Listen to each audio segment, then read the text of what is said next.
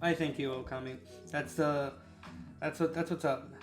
If you have a drink, sit back, relax, grab that drink, smoke that uh, little something something that you might have there if you do, and yeah, we'll keep on going with this Salvador Dali.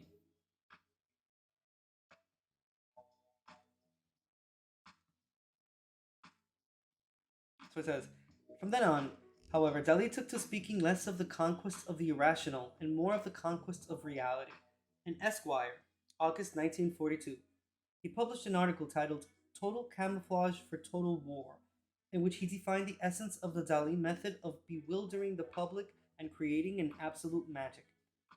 I believe in magic, which ultimately consists quite simply in the ability to render imagination in the concrete terms of reality.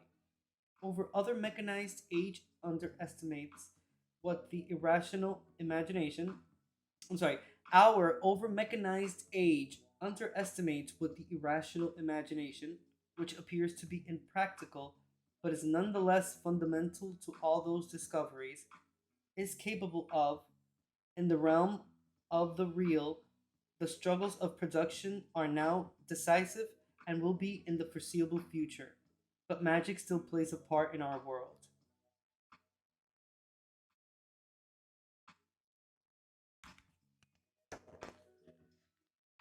Whoa.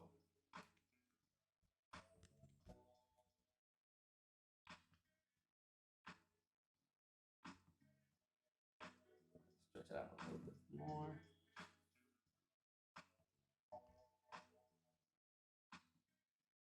Another common theme in his paintings is ants.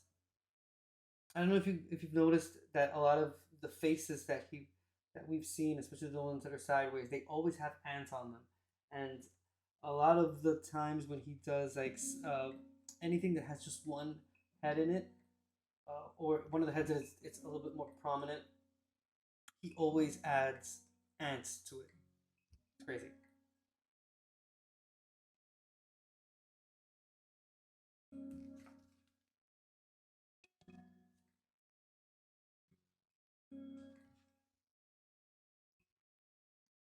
All right. So here on top we have the three faces of Gala appearing among the rocks. Just this one here. The one opposite to that one is dream caused by the flight of a bee around a pomegranate, a second before waking up.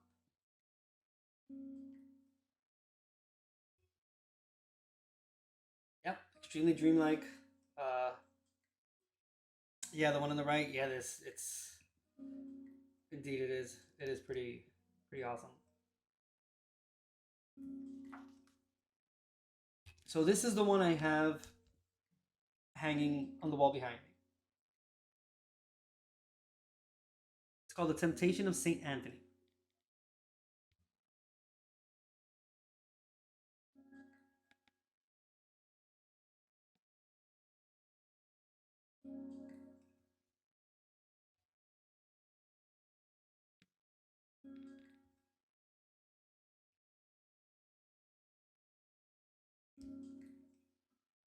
Yeah, it's pretty awesome.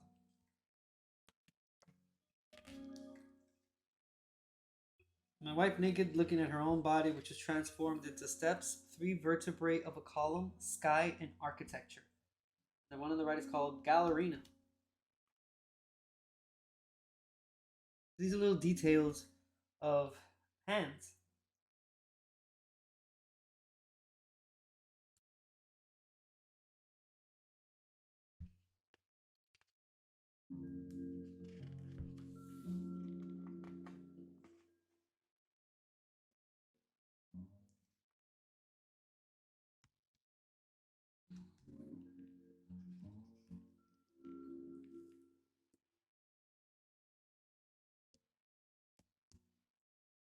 Yeah, I do. Dali is just, he is, or was definitely a force to be reckoned with. And his, it's just the way his level of imagination is, I think I compare it a little bit to H.R. Geiger. They have that, they are surreal. I mean, one obviously is more, H.R. Geiger is more space, it's more sci-fi, space, grotesque, while Dali is obviously more surreal. But the way they play with taboo, and obviously this is 1945, but we've already been seeing his surreal paintings for what, 10, 15, 20 years now. Uh, in the span of his uh, body of work, and yeah, it just gets a lot, his he just bends reality, and his use of his imagination is just out of this world. So that's I compare it, I could equate it a little bit to H.R. Geiger in that sense. Obviously, H.R. Geiger was, you know, his whole thing was aliens, but nonetheless, I still think that they were both pretty.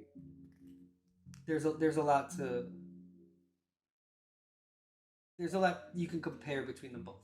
That would make sense. The Mystical Manifesto.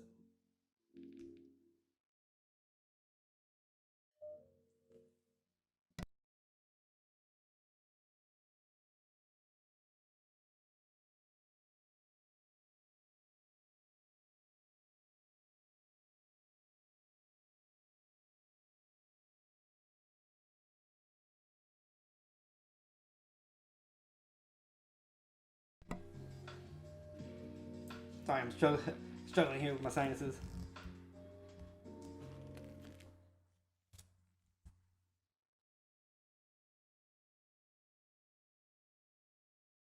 The Madonna of Port Legat.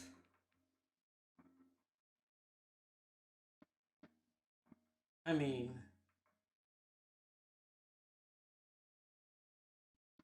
and obviously you can tell. I mean, the original one here is a Madonna and the Child, and this is his own interpretation of it. So I mean, if you can see a little bit the kind of the original one up here, obviously it's more real, more structured. You see, it's like a building and whatnot, a little dome. But in his here, it's just he completely bends reality, and it's just this uh, celestial, surreal mind trip. That's exactly what that's. I think that would be one of the best descriptions to be able to give it. This was a pretty famous one of his as well as the Galeetta of the Spheres.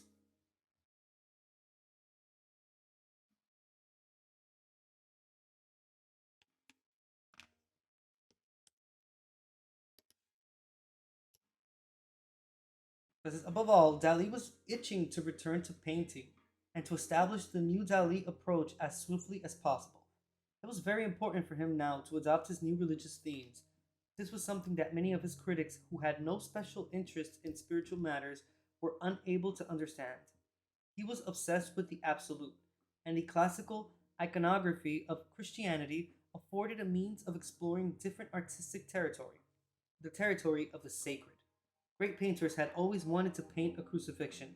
Now, the Madonna, Christ, the Last Supper, and other central images were to grant him access to that heaven he was already seeking at the close of The Secret Life of Salvador Dali.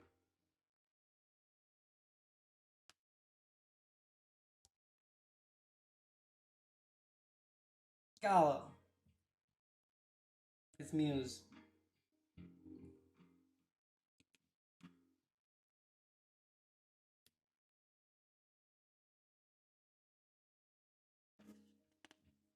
Yeah, indeed.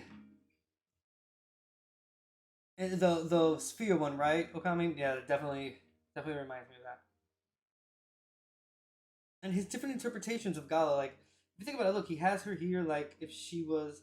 This one is from the Discovery of America by Christopher Columbus, but he has her like a, uh, kind of like a Virgin Mary kind of uh, depiction. While here he has her more as like Venus, because you know associated swans with Venus.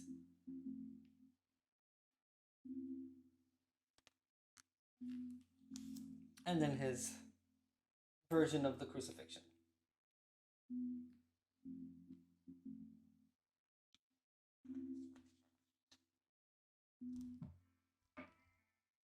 It's called Christ of the Saint John of the Cross. And then this here is where he drew his inspiration from. Just as Dali decided that henceforth he would devote himself to his threefold synthesis of classicism, the spiritual, and concern with the nuclear age. My ideas were ingenuous and abundant. I decided to turn my attention to the pictorial solution of quantum theory and invented quantum realism in order to master gravity. I painted Lita Atomica, a celebration of Gala, the goddess of my metaphysics, and succeeded in creating floating space. And then Dali, at the age of 6, when he believed he was a girl lifting the skin of the water to see a sleeping dog in the shadow of the sea. A picture in which the persona and objects seem like foreign bodies in space. I visually dematerialized matter, then I spiritualized it in order to be able to create energy. The object is a living being, thanks to the energy that it contains and radiates, thanks to the density of the matter it consists of. Every one of my subjects is also a mineral with its place in the pulse beat of the world, and a living piece of uranium. In my paintings, I have succeeded in giving space substance. My cupola, consisting of twisted carts, is the most magnificent demonstration of my mystical way of seeing. I maintain with full conviction that heaven is located in the breast of the faithful. My mysticism is not only religious, but also nuclear and hallucinogenic. I discovered the self same truth in gold, in painting soft watches, and in my visions of the railway station at Perpignan. I believe in magic and in my fate.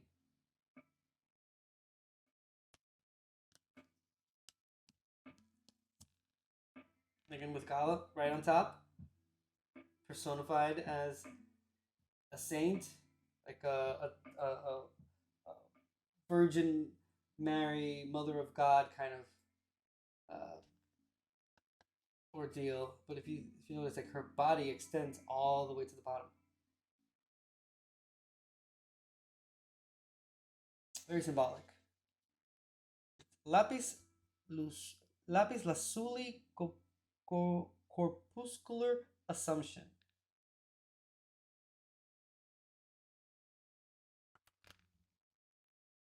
This one is called nuclear cross.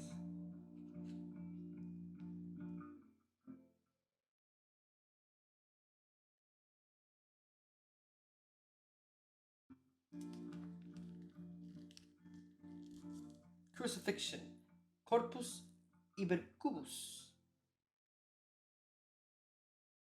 Yeah, lapis lazuli, indeed.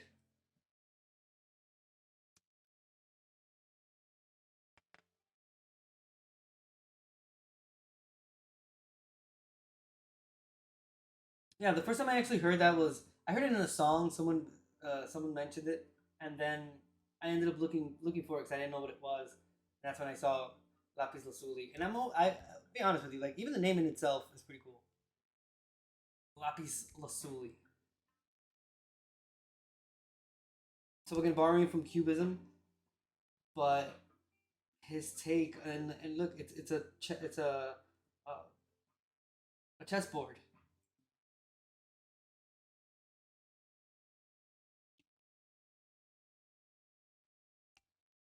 Well, so it's lazuli. Well, whatever it is, I still think it's a pretty cool name. I was saying it as I was trying to say it as English as possible. And it didn't work out very well.